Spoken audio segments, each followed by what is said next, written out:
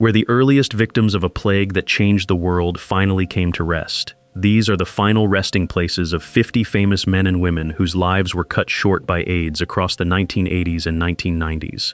Michel Foucault, the influential French philosopher whose writings on power and sexuality reshaped modern thought, died June 25, 1984, age 57. Buried in Vandœuvre-du-Poitou, France, his family's ancestral village. Foucault was one of the first major public intellectuals to die of AIDS, though the true cause was concealed for years after his death. His grave in the quiet Poitou countryside honors a philosopher whose ideas continue to shape academic thought around the world. Rock Hudson, the matinee idol leading man whose 1985 announcement that he was dying of AIDS transformed the global conversation about the disease, died October 2, 1985, age 59. Cremated, with his ashes scattered in the Pacific Ocean off Catalina Island, California. Hudson's courageous decision to go public with his diagnosis was one of the most important celebrity moments of the 20th century, and the waters of the Pacific stand as a quiet memorial to a man whose final act reshaped the national conversation. Ricky Wilson, the pioneering guitarist and founding member of the B-52s whose distinctive tuning defined the band's early sound, died October 12, 1985, age 32. Buried in Oconee Hill Cemetery in Athens, Georgia, his hometown. Wilson's death was initially kept private by the band, and only later was AIDS confirmed as the cause. His grave in the Georgia college town that birthed the B-52s honors one of the most inventive rock guitarists of his generation. Perry Ellis, the beloved American fashion designer whose sportswear collections redefined casual American style, died May 30, 1986, age 46. Buried in Portsmouth, Virginia, his hometown. Ellis was one of the biggest names in American fashion at the time of his death, and although his family attributed his passing to viral encephalitis, AIDS was later confirmed as the underlying cause. His grave in Tidewater, Virginia honors a designer who reshaped what American style could be. Roy Cohn, the controversial New York lawyer who served as Joseph McCarthy's chief counsel and later mentored Donald Trump, died August 2, 1986, age 59, buried at Union Field Cemetery in Ridgewood, Queens. Cohn spent his final months publicly denying that he had AIDS and claiming instead to have liver cancer, dying while under disbarment proceedings. His grave in Queens is one of the most controversial resting places connected to the epidemic.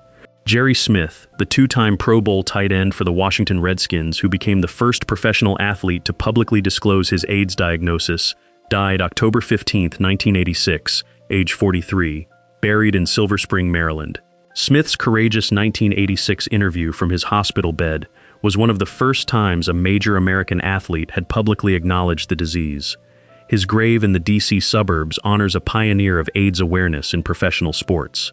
Gia Karangi, the Philadelphia-born model widely considered the first true American supermodel, died November 18, 1986, age 26, one of the first American women to publicly die of AIDS. Buried at Sunset Memorial Park in Feasterville, Pennsylvania. Gia had risen from a rough childhood to become one of the most photographed models in the world before drug addiction, and shared needles led to her diagnosis. Her grave outside Philadelphia remains a haunting pilgrimage site. Liberace, the flamboyant pianist and entertainer whose Las Vegas showmanship made him one of the highest-paid performers in American history, died February 4, 1987, age 67.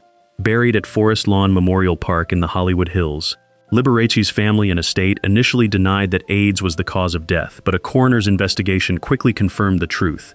His grave in the celebrity cemetery honors an entertainer whose closeted public life ended in one of the era's most talked-about deaths. Charles Ludlam, the founder of the Ridiculous Theatrical Company and one of the most inventive downtown New York theater artists, died May 28, 1987, age 44. Buried at St. Charles Cemetery in Farmingdale, New York. Ludlam had created some of the most beloved avant-garde theater of the 1970s and 1980s, and was writing new plays until the very end of his life.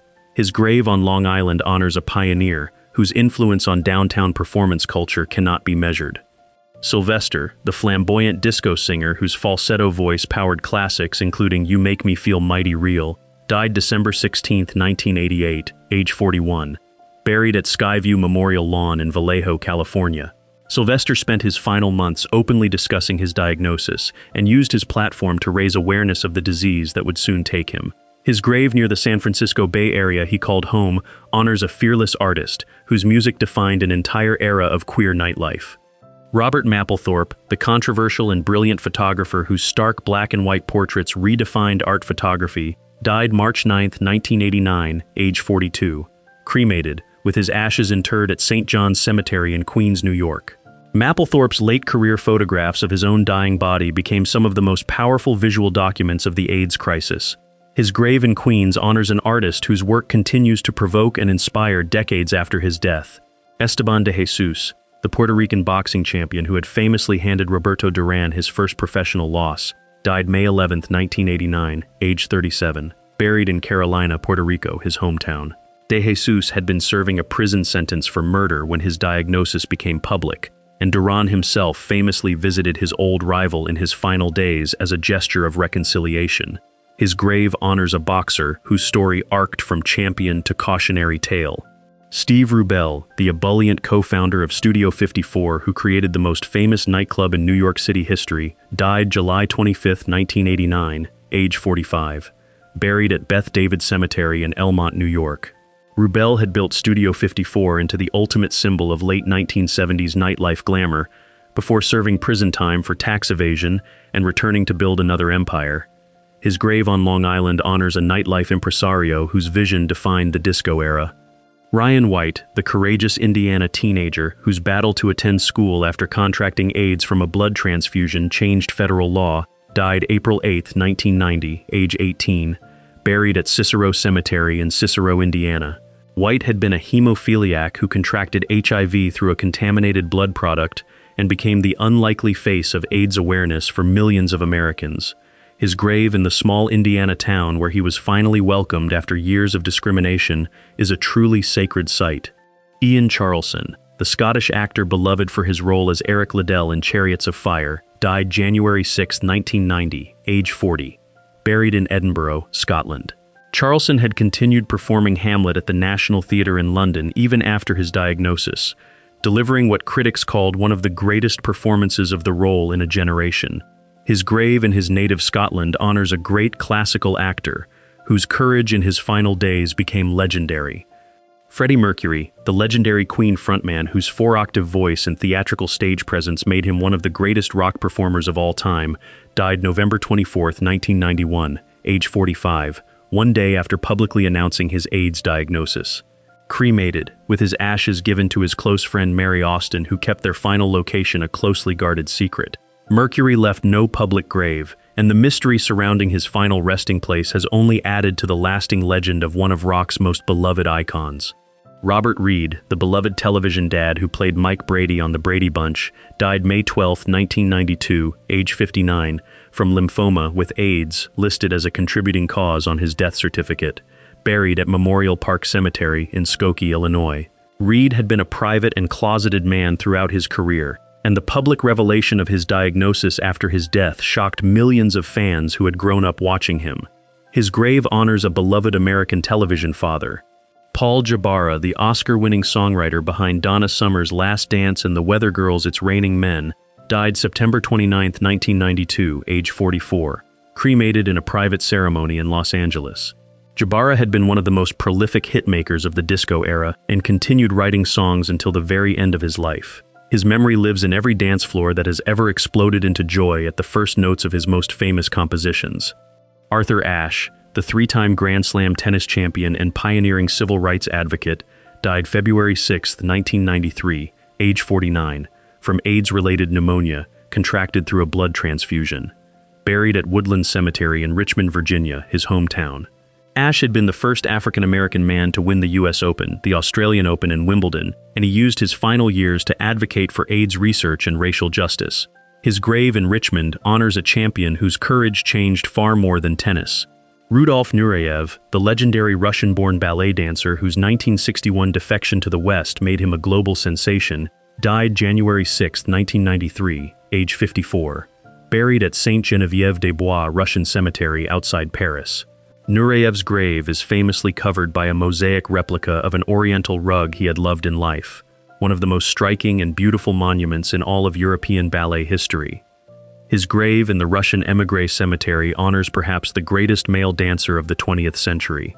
Ray Sharkey, the intense American character actor who won a Golden Globe for The Idolmaker, died June 11, 1993, age 40, buried in a private ceremony on Long Island, New York. Sharkey had been open about his heroin addiction and later revealed that he had contracted HIV through needle sharing. His death was one of the earlier acknowledged AIDS deaths of a working Hollywood actor from his generation.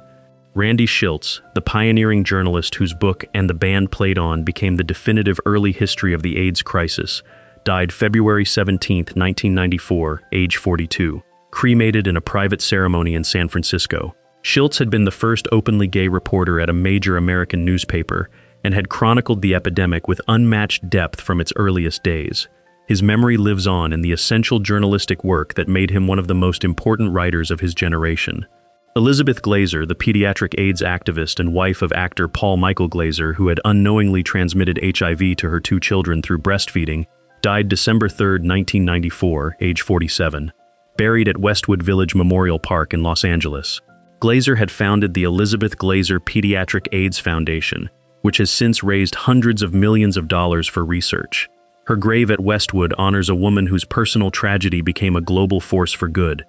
Eazy-E, the founding member of NWA and a pioneer of West Coast gangsta rap, died March 26, 1995, age 30, of AIDS-related complications just weeks after his diagnosis was announced, buried at Rose Hills Memorial Park in Whittier, California. Eazy was the driving force behind the most controversial and influential hip-hop group of the late 1980s, and his shockingly rapid decline stunned the entire music industry. His grave in Southern California honors a foundational figure of modern rap,